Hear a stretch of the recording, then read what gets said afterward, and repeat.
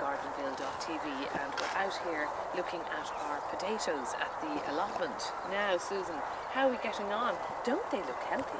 Oh shush, don't say a word, something will attack them immediately. These are our first earlies, these were Sharps Express we put in, we did a shot of them. Yeah, yeah. And it's time, and nearly past it, to earth them up. Now, what do you mean by this? I mean building up the soil around the stems. Why are you doing that? Well, the potatoes that are growing below want to get to the surface, so the more you build up the soil on them as they grow, the more potatoes you get. Oh, that makes sense. I was wondering what this So it's just literally sort of bringing up the soil from the edges up. So you're creating like a trench here. Yeah, and you can actually almost camera in there. I mean, this is quite late earthing these up now, but as they grow, you can almost cover the leaves. The leaves. So you don't have to be worried about doing that. No, you just pile it up. And you keep doing that, Susan, do you? You do that a few times, yeah. Okay, and with these earlies now, when would these be ready to eat? Or how would we know by these? Well, generally speaking, a potato flowers, and when it's finished flowering, it's ready to eat. Oh, I see. So these will actually come into flower. Come into flower, yeah. Oh, that makes sense then. Yeah. So, and when that's finished flowering, they're ready to eat. They're ready to eat, yeah. So, first earlies, you're probably looking, where are we now, the end of May? You're probably looking at July sometime. Looking forward to eating our delicious potatoes from the allotment. Well, leave some to me. For me, I've done the digging. I know. But, you know, we'll have great recipes as well on our site. Caroline is organising super unusual recipes with great additions to the recipes on Gardenville. But you know, this is fantastic in the allotment. Here we are this morning, rushed out of the office to see how things are going, and these look fabulous, Susan.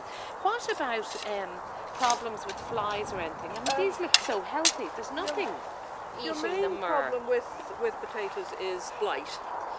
Now, they say the first earlies, because they're early in the year, it's before the sort of blight season. Blight likes warm, muggy, damp weather. And what it's a fungus is blight? It's a fungus disease, yeah. Okay. How bad is that? Would it, if blight got here, would it go through all the potatoes? It would go through all the potatoes crop you have, unless you spray. The trick is you spray before it actually appears. And you spray them with the... You'll find, if you look at the Met Éireann website, it'll tell you when there's a blight warning. So you have to it's watch what's your known weather.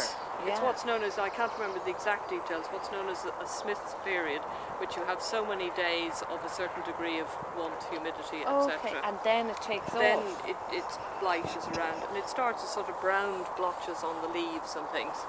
And how do you protect the spray? What is the spray? The spray is, you can use Bordeaux mixture, which is a copper-based spray, which is what they use in organic growing and things.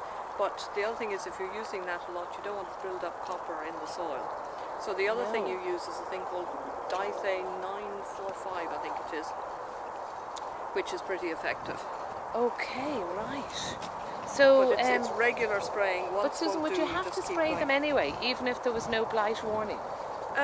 Will we spray these? We hope we'll get away with that, because these are first earlies that we'll be eating. So the weather's too cool. The weather is too cool and breezy at the moment for there to be blight around. Right. One hopes. One never knows. I mean, last year was quite bad. Well, here we are now, coming towards the end of May, and it is chilly. It is extremely chilly. So for people in warm countries, people somewhere in America who are growing their own potatoes and stuff, they must run into this potato blight problem, would they? That I don't know, only being a sort of an Irish grower, but it's I don't think it's, you know, only in Ireland by any manner of means. It's a potato disease. There are blight-resistant varieties being developed now. Are there? Yeah. A lot of them are, some of them are Hungarian, and there are Irish varieties as well being. And you'll see on the pack, it'll tell you whether it's, you know. I wonder would they be as nice as the nice sweet potato you get. There's nothing like it into that bowl with a little daub of butter on top. We haven't grown any of the blight-resistant ones, but if I come across someone who has, I'll get some potatoes from them. Great, and we can give them a try.